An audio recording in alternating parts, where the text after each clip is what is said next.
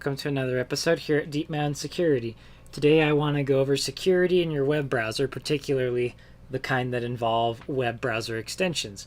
So there's been a lot of talk in the news and media lately in terms of browser extensions and how secure they are and how many problems people have been having with these kinds of things. And most of what I say will actually apply to most Android apps as well. Some iOS apps, although Apple tends to do a better job of cleaning up the App Store than Android does. But that's not to say that iOS is perfect, because nothing ever is. However, I just quickly wanted to show you guys some ways to keep yourself safe. So one thing, and this is probably the biggest thing in terms of browser extensions, I believe less is more. So being in a test machine, this actually doesn't really have anything. But I just want to emphasize that having less browser extensions helps keep you safer, because the less you have installed, the faster your browser is going to run, the more secure you're going to be.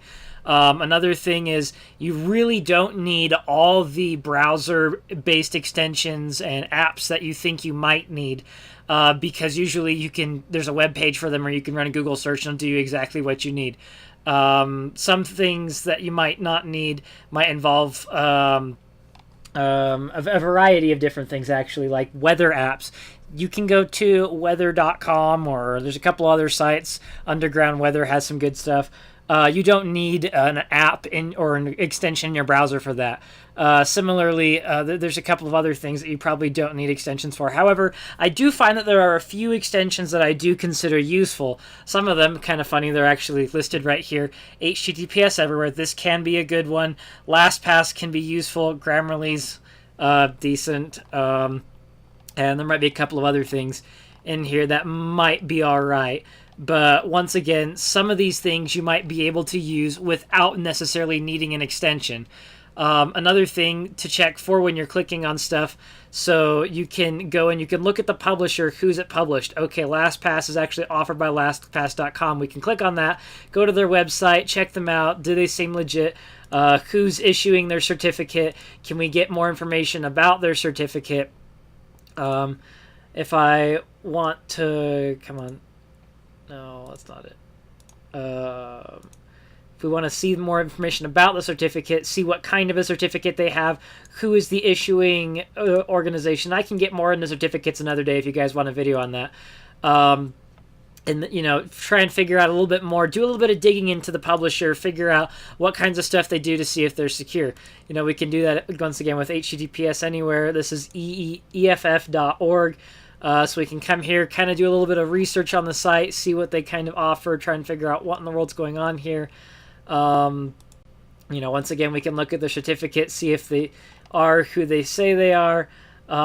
Maybe not quite as reputable as certificate providers. I'd prefer them to be. I might kind of start questioning some of the things they're doing. But, I'll look around a little bit more, see who they are. But keep in mind that most of the stuff can be faked. Not always will it be the case, but it can be faked, as can reviews. There was actually an article came out the other day about some guy who had a shack in his backyard. I think he might have actually lived out of it. But anyways, he posted on TripAdvisor that he was running a restaurant and gave himself a bunch of fake reviews. He called his restaurant The Shack. People would call him. He'd say it's booked out for months in advance. He ended up being the #1 dining location in London on TripAdvisor. So, like I'm saying, reviews can be faked.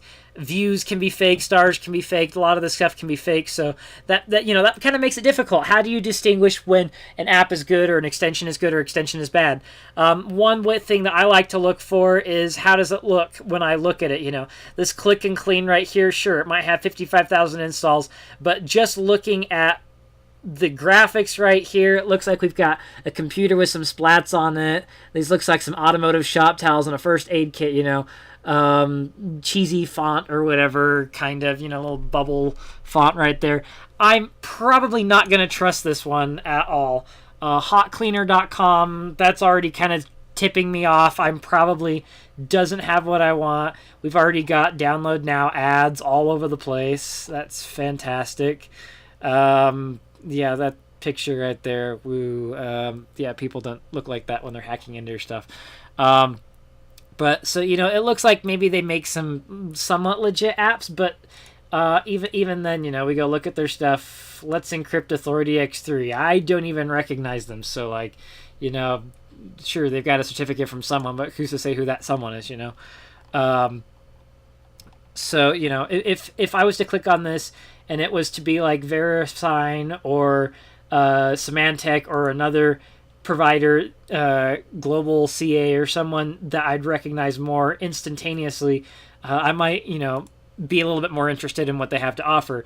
But just looking at this, another FYI, you do not need most cleaning products out there. Clean your Android or clean your Windows or clean your Apple Mac OS or clean your web browser. Don't download them. They're not there to help you at all. Generally, they don't really do any good that you can't do by going into settings and cleaning up stuff yourself, honestly. Another thing people will do is they'll download apps that include stuff such as malware or adware, bloatware, spyware. There's some kind of bad stuff, and I can go into details of that another day if you want. Let me know in the comments.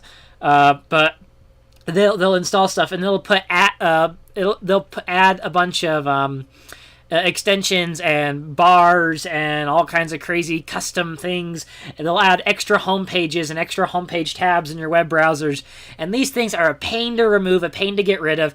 They put so many browser bars in your browser that it takes a million years to load Internet Explorer if you even use that anymore, which is the only good thing about Internet Explorer is you can actually manage it from Windows Group Policy Editor, but that's another story for another day.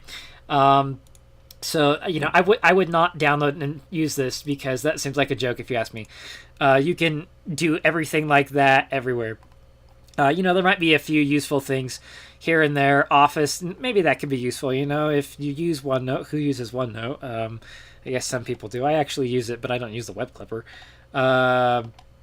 Stuff like, I don't know, there's all kinds of stuff here, but like OneTab that reduced memory by 95%, that looks like a bad thing. Like, I don't think I should be downloading this. So if something looks fishy, even some of these things, tab snooze, that might actually look decent and have some pretty decent graphics, go check out the publishers, if they're actually doing something that you want to do and it actually looks like it might be legit, then check them out. Look up reviews on all kinds of different websites. Look up reviews from reputable sources like magazines and blogs like My Thing or something like that, and look for reviews and see what if other people have had problems with them. Google them. Try taking their name and entering it into Google with the word spam or scam or hack or stuff like that in there. So maybe this. Let's just take one for example. This click and clean right here. And you can go click and clean Chrome extension bad or something. It doesn't really matter. So there's an ad for it. We can go scam. See if anything pops up for scams. Nothing really popping up for that.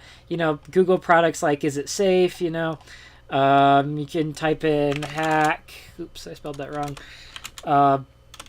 You can't spell anything right. And see if that comes up or whatever. So run a couple of Google searches on the Chrome extension itself. Mix and match phraseology. See if you can see anybody that's like, hey, my computer started acting up after this. That's obviously an instant take people off. Besides just looking at them and going, oh, this doesn't look like something I'd install. That looks really cheesy or something. If it has Chinese lettering, you probably shouldn't be installing it if it has Chinese lettering, besides the fact that it wasn't built for the English language, which is what most people who watch my stuff probably are using. I'm just going to guess, at least as of today. So while there might be some useful tools in here, not everything's malicious, not everything's good. So how do you distinguish the good from the bad? Do some research on the publisher, do some research on the people who are doing reviews. Just take your time before quickly clicking and installing something. Take your time to evaluate what you're installing, if it's actually going to do what you need, or if maybe you can do what you're trying to do another way without using an extension. More extensions isn't always better. The same goes for Firefox and other browsers. You go to their add-on store and they've got all kinds of stuff. AdBlock Plus, that might actually be decent.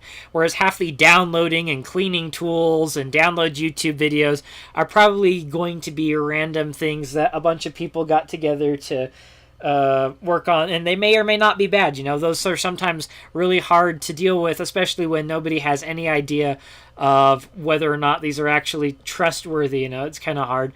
Especially if you are looking for or browser extensions and it takes you to a third-party website to download and install them, then you might want to take that file and upload it to someone like virustotal.com to see it. Another thing you can do is you can go into settings of your browsers and you can go through your plugins and see what's running right here. So like this, this is provided by Cisco and this is provided by Google, but just this Widevine content decryption module that kind of, makes me start questioning, what is this really doing? So, I might take that and I might put that into a Google search and try and figure out what that's doing. Just be smart about it when you're downloading stuff. Don't download weird stuff. Don't download a lot of stuff. Try to keep yourself simple, secure, and safe. Those are some of the key things that I really think are involved with protecting yourself from all these malicious Chrome extensions, Mozilla Firefox extensions, even apps in the Android Google Play Store. Check and see for ratings. If whatever app store manager thing you're using happens to have some form of a rating system to verify how secure it is, then fantastic. You want to know how secure it is. The more people that can say, yes, this is a secure app, the better, the more likely you are to trust in it. But I wouldn't just go down and go, ooh, Lightshot, that'll probably do what I want, and just, quickly click and add to Chrome and woohoo. Another thing to do is when you do click add to Chrome, it'll tell you what it can do. So this, it can manage your downloads. It can read and change all data on the websites you visit.